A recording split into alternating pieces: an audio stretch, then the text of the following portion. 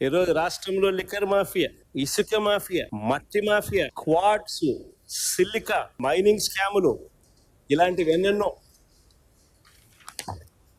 ఇసుక ఒకసారి చూడండి, ఒకసారి మీరే.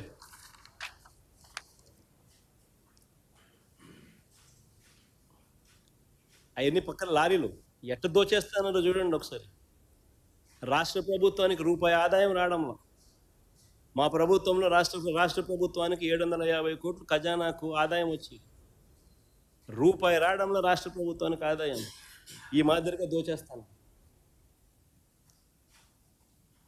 80 లక్షల టన్నులు స్టాక్ పెట్టాం మేము. ఎండాకాలంలో, వర్షాకాలం వస్తుంది కదా అని ఎండాకాలంలో స్టాక్ చేసి నిల్వ చేసినాం. చంద్రబాబు నాయుడు ప్రభుత్వం వస్తేనే 2 నెలల్లో 80 లక్షల టన్నులు స్వీప్ చేసేసిన.